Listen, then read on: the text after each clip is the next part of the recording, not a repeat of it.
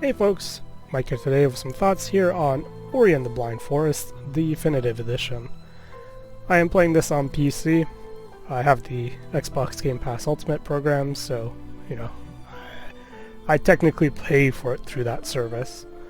I beat this game a couple days ago. I did start playing the new one, so I might fumble a little bit with the controls, because both of the games have fairly different control schemes. And they definitely both have their own kind of weird quirks while we're at it. I won't be comparing it to the new game necessarily, I'm only a couple hours into that. But once I finish the new game, I'll be comparing both of these. So anyways, to get started here, this save is actually before doing the endgame stuff, so I figured the whole game took about 6 hours roughly.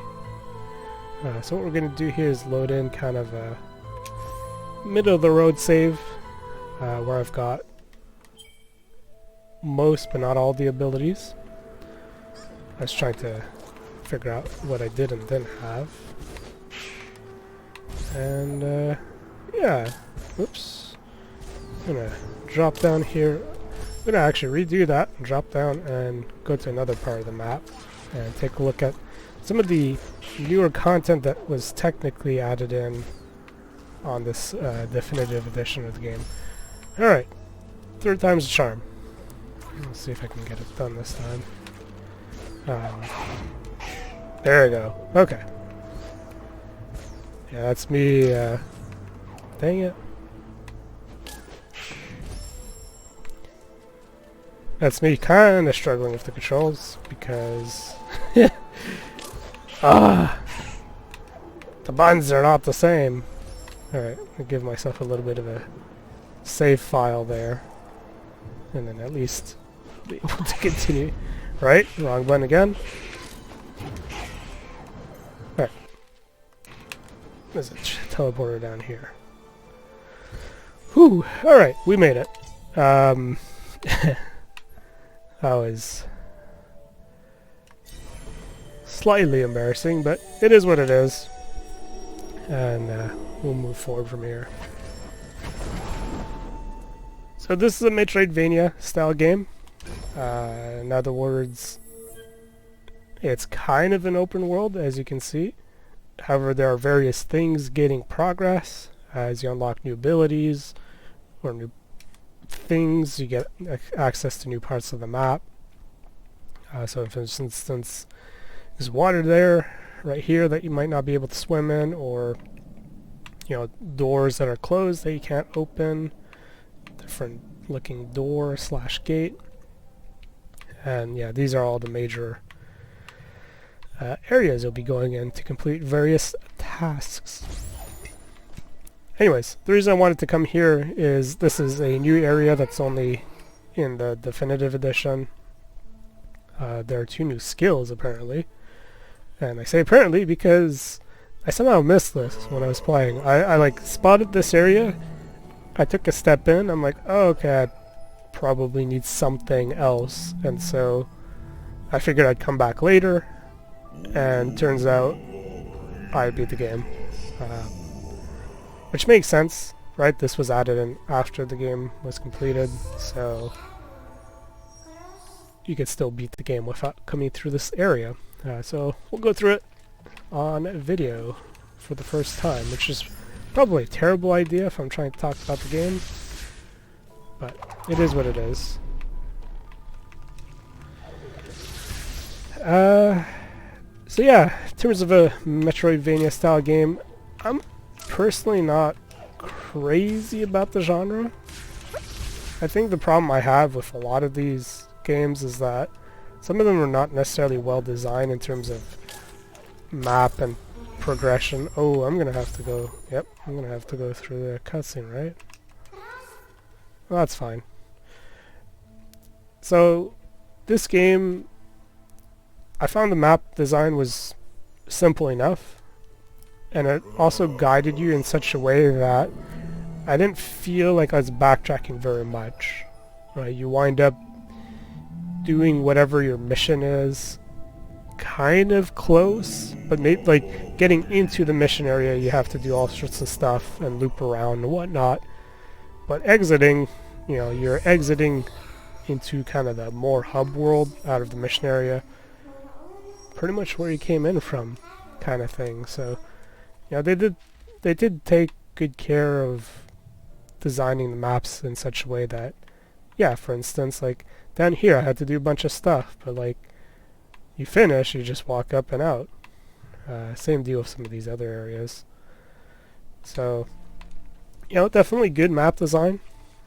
The game kind of holds your hand in a way where you always know where you're going generally and what you have to do. There's not a lot of exploring needed, which, I don't know, depending what you want in your Metroidvania style game, that may or may not be a good thing. For me personally, I play these games because I like the platforming. I care a bit less about the whole exploration aspect. I'm gonna go ahead and drop a save here. So yeah, because I don't care as much about the exploration, I really like this game. Right, I like the progression with the different abilities and stuff, and being able to, you know, unlock new areas and whatnot. But like, never feeling like I've had to spend a lot of time exploring and memorizing the map or anything like that. So I did like the fact that this was kind of a bit of a hand-holding experience in some ways. But that's good, right?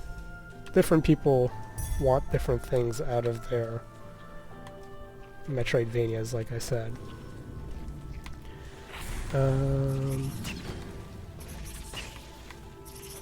Okay. I don't know what I'm supposed to do. I have a new ability? I don't have abilities.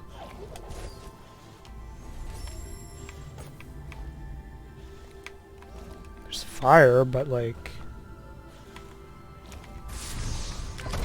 Oh boy, am I supposed to stand on... Ah! I can't do anything. I can't drop him if I'm down there. Oh, well that's no good.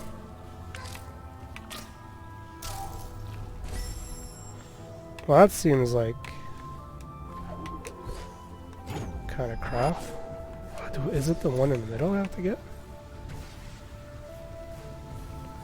If I stand here, the orb should respawn. Maybe?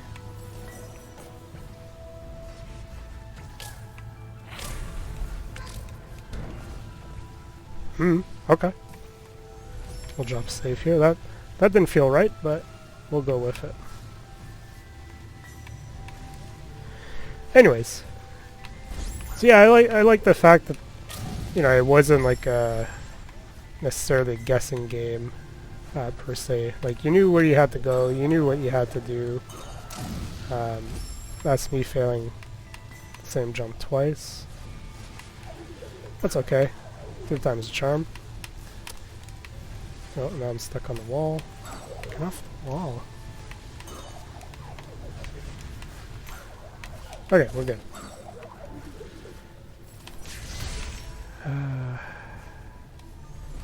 Drop a save. Yeah, I don't really have any complaints. Oh wait. Oh, maybe there's some platforms I didn't see. Maybe there's a platform that was actually going across down there. Oh well. Hey, you know what? I did it anyways.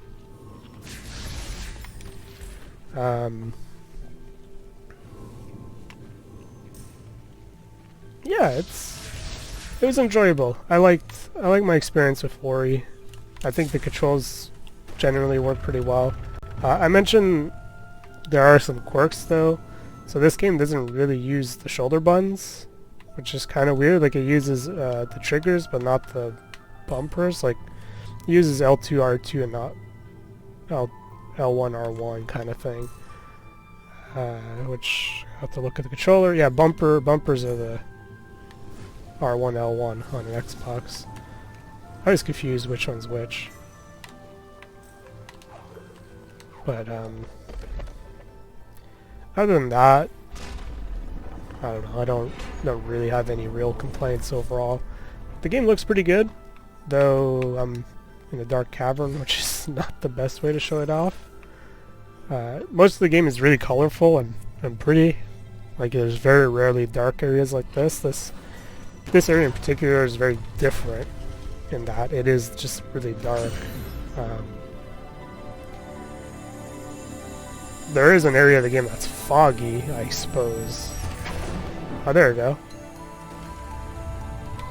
This is more like it. Oh, well, there you go. There's darkness, hence why it was dark. Let's go ahead and grab this ability, because that's normally how the game works.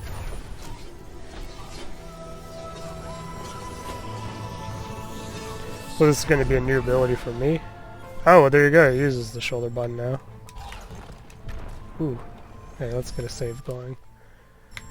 Alright, just gonna check what's down here.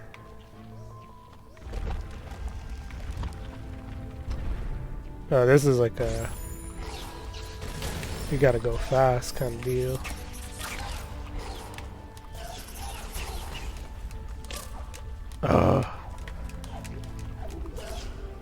Okay. Alright. So in case you're wondering, there are different color pickups. So the yellow pickups that you get, those are points that you can eventually, if I put a save file down here, I could spend them for various upgrades. And the blue is your energy, so like saving the game takes some energy. Oh boy. Wait, was I supposed to keep going? Because there seems to be...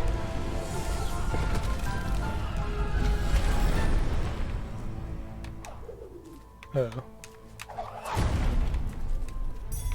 Okay, that's where I was supposed to go. Oh, I don't have the super jump. Right. Come on.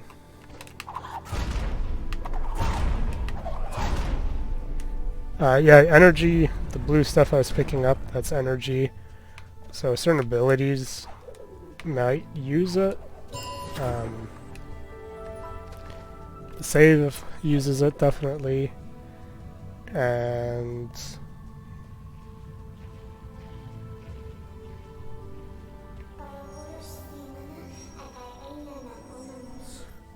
Aha. We should return there. Sounds like a good idea. We can maybe do that. Let's unlock this map fragment first.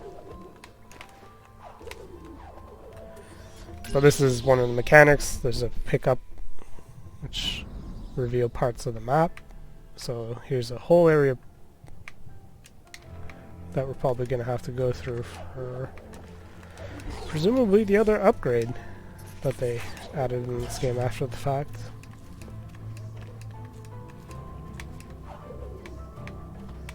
I should be able to access there, yeah.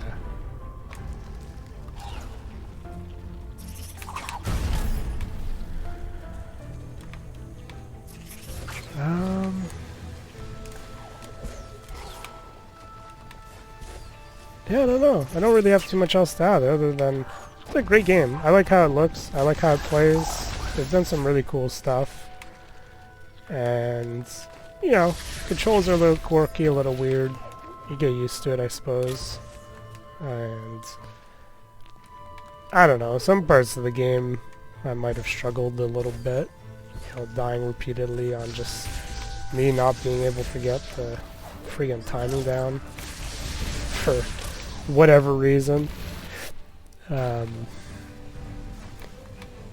Once I figured it out, it wasn't a problem, but you know, sometimes it took me a while to figure out a timing and not keep just dying for no particular reason.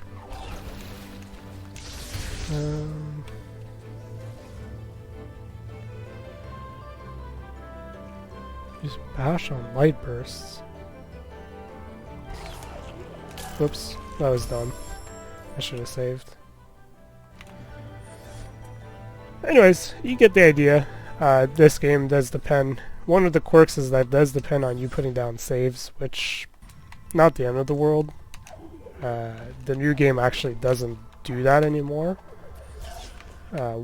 Once you're used to it and you think about it, it's not, again, not the end of the world. I have a lot of energy to put down saves, right? I've got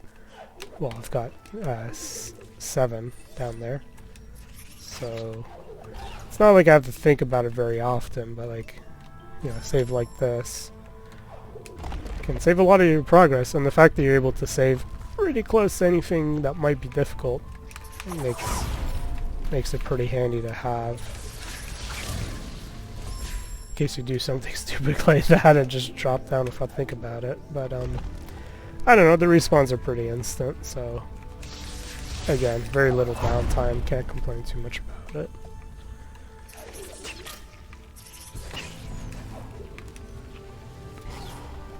Yeah, I think that's it.